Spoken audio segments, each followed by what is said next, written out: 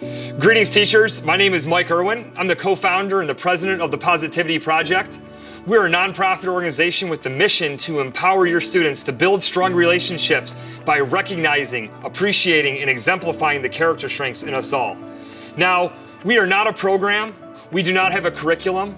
We're a nonprofit. We partner with schools, and we provide you with the training, the resources, the knowledge, and the confidence to be able to teach positive psychology's 24 character strengths to your students, to teach your students about the importance of building good relationships and understanding the idea that other people matter. We really put the power of this strategy into your hands. You bring it to life in a way that works for you. You make the Positivity Project your own in your classrooms and within your school. And when you do that this school year, you're going to have a tremendous impact on your students and hopefully also on your own lives. I hope you have a great school year. Thank you so much for being a part of the Positivity Project and leading the Other People Matter movement. I'd like to take a minute now and just share a little bit more detail about the Positivity Project strategy. As I talked about, our mission is to empower America's youth to build strong relationships. But how do we get there? It really starts with the consistent exposure to the 24 character strength language and concepts. You need to have the language and know the words, but you also need to know what they mean. Why? Two things happen when you are consistently exposed to this. Number one, your knowledge about yourself, your confidence in who you are goes up. You have the ability and the words and the knowledge to be able to recognize the good in yourself. At the same time, those words and that knowledge helps you to recognize and to see the good in other people. It's very easy for us to look for the flaws and the shortcomings in other people, but we know that when exposed to these positive words like integrity and fairness and forgiveness and humor and humility, that we have the ability to better understand other people, especially people that are different from us.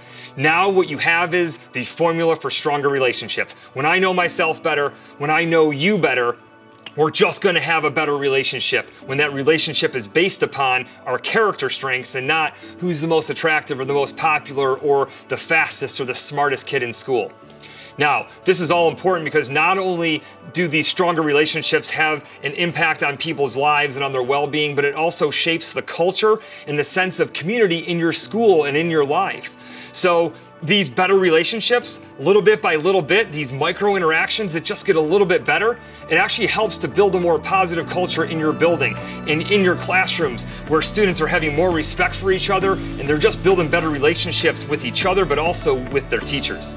The Positivity Project's mission is grounded in the research of positive psychology, which states that there are 4 pillars that we need to move through to live a satisfactory and fulfilled life. The first pillar is character strengths. How well do we know ourselves and recognize the good that we have within us? The second pillar, positive relationships. We know that relationships are the number one predictor of life satisfaction. In fact, this is why our entire mission is grounded in the idea of empowering America's youth to build strong relationships. So that second pillar of building positive relationships is so important. We know that if our students can build relationships based upon character instead of who's the most attractive or who's the fastest or who's the smartest, that they are going to have the framework for building strong, positive relationships. Now, relationships are so important because it sets the conditions for the third pillar, which is positive experiences and emotions. It is absolutely possible to have these positive experiences in life on our own, reading a book on our own, or going for a walk on our own. However, we know that a majority of life's positive experiences occur in the presence of and with other people. With family, with friends, with teammates, with classmates. And that's why those positive experiences are so important in life. The last pillar, the fourth one, is positive institutions. These are organizations that we belong to that help to facilitate our development of our character. They set the conditions for us to build good relationships and have as many of these positive experiences and emotions in our life that we can possibly have to live a satisfactory life. Positive psychology defines character as the family of thoughts, feelings, and behaviors that are recognized across all cultures for the value that they cultivate in individuals and in society. So, in other words, character is not just what you do.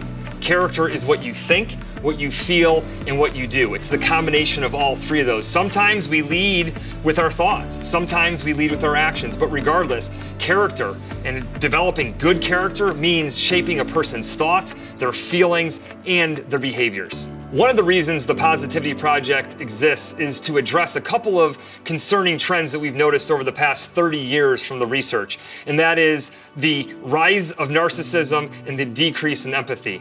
Since they've been tracking this data back in the 1980s, we've seen over a 30% rise in narcissism, which is this focus on oneself. And at the same time, a 40% decrease in empathy, which is the ability to put yourself in somebody else's shoes. In many ways, these are flip sides of the same coin. By teaching students about the character strengths in themselves and in others and helping them to build an other people matter mindset, we know we can counter this so that we can reverse these trends where students are more empathetic and they're less narcissistic and focusing on themselves less because they're focusing on other people more. While partnering with the Positivity Project is an important thing to do, it's also a smart thing to do. Researchers from MIT and Oxford over the past decade have been studying what skills will be in demand for the economy of the future. And we know that one of those skills is working together on a team, group dynamics. The more effectively that your students, as they become people in the workforce, know and interact with people from all over the world in the economy, the more effective they will be at their job and building relationships with people and working together on a team, which will then also give them the capacity to frame and to solve very complex and open-ended problems together. And the only way you're going to be able to do that is if you've got those good group dynamics. How you build those group dynamics is by teaching your students to be able to see the character strengths in themselves, in each other, and to focus on the importance of relationships in their lives, both personally and professionally.